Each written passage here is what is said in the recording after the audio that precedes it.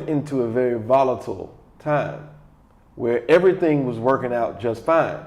Life was grand. But then my marriage ended and I lost my father. And when I lost my father, at the same time? Well, I lost my father. Yeah, it was basically in the same year. In the same year. In the same year. So it was a very tough time for me, and it brought me to a place that I considered to be a very low place. And in that low place, a lot of the things I had taken for granted, I had to really look back at, and I realized that I wasn't as humble as I thought I was. And so I had to put my ego to the side, my pride to the side, humble myself. And in my way of grieving for the loss of my father, somewhere in that, Motivation for the Masses came back to the surface. And when I lost my dad in September, by December, Motivation for the Masses Volume 1 and 1.5 were available to the public. You went ham. You just went all night. I was up 3 a.m. I was in my office and I was on my computer hammering out this book. Once again, reliving everything that you wrote, typed over the years. Once going again, through that once again. And December, done. Volume 1.5. Volume 1 and 1.5 was done. Oh, so 1 and 1.5 are combined. Mm-hmm. That's what happened when I got going. I decided to combine those parts of my life because then they felt like one phase, right? But then in hindsight, they go together very well. All right, you know what? And there you go. In love and memory of my father, John Finch Dilworth. We need to stop, take a moment, and we're going to have a sip because of this.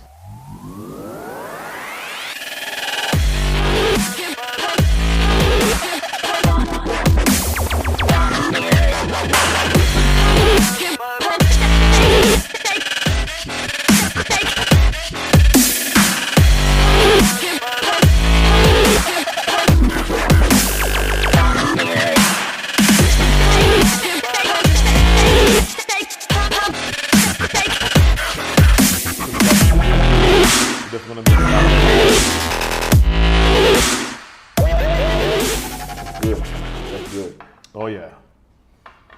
Now, let me ask you a question. It's done. How are you going to get it out? For who?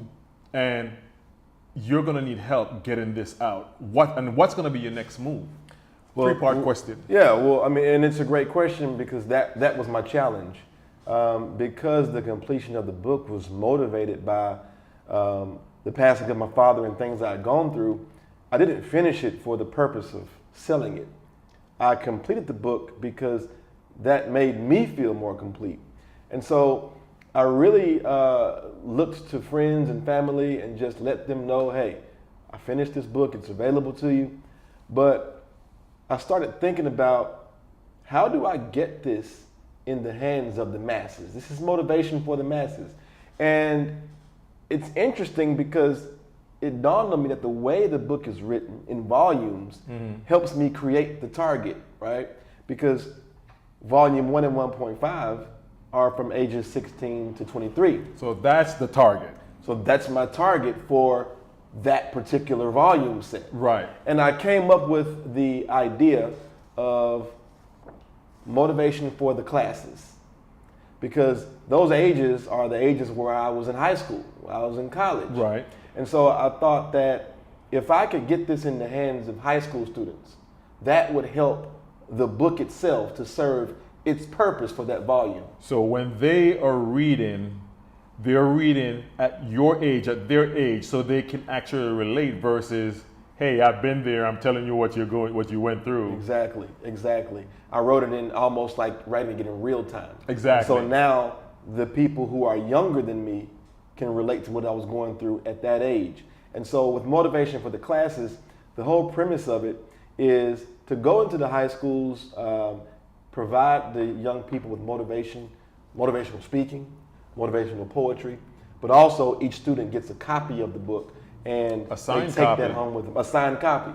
And I think that allows the volume 1 and 1.5 to serve its purpose. Now, volume 2, I literally just finished volume 2, very short time period from now. I finished a couple days ago. It's done, it's ready. So that's going to be available to the public as well. And volume 2 now goes into another age bracket.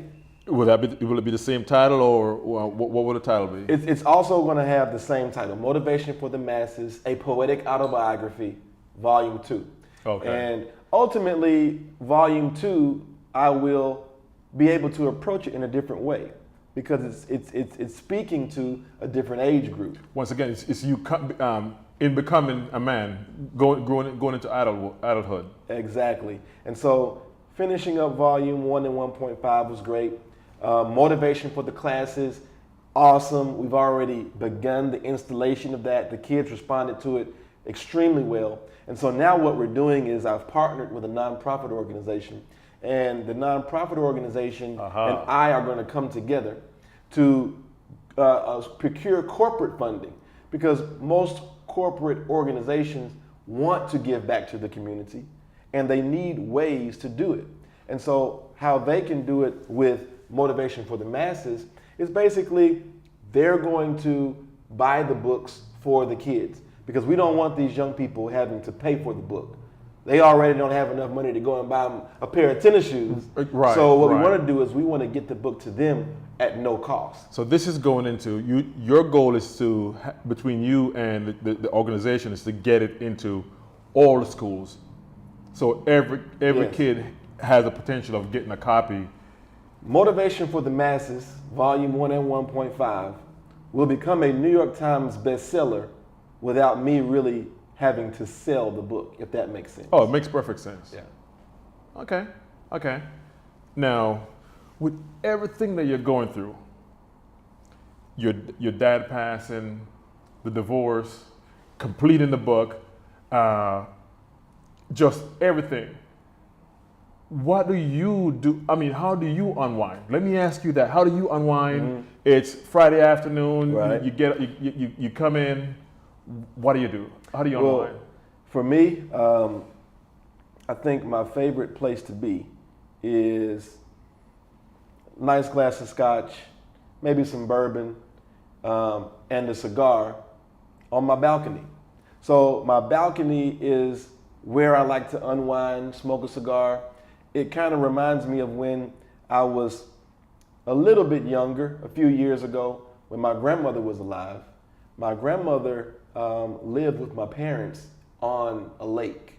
And at that lake, I would be able to go out there, man, 6 in the morning. I'd take a cigar, I'd grab a cup of coffee, and I'd sit out there, watch the sunrise. Sometimes it'd be me and my dad out there on the lake.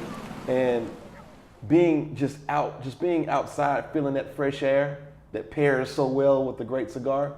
You got me sold at coffee. Oh man, that's the way I like to unwind, man. All right, now with everything you got going on, just finished Volume 1 and 1.5. Your dad, the divorce, and you're now moving on. Look where you are. Look where you're coming from. Look where you are. How do you take time for yourself? What do you do to unwind at the end of the day? It's beautiful outside now. You get home. Talk to me. Unwind. So for me, unwinding, it's always about having a good cigar. I like to have maybe a nice scotch, as you've so generously provided, or a bourbon sometimes. But at the end of the day, my balcony is where I like to be, man. It's my happy place. With a nice cigar, I'm good. Tell you what, let's go inside. I got something for you. Sure, I'm all for it. Grab your drink. All right. I'll meet you out there. Okay.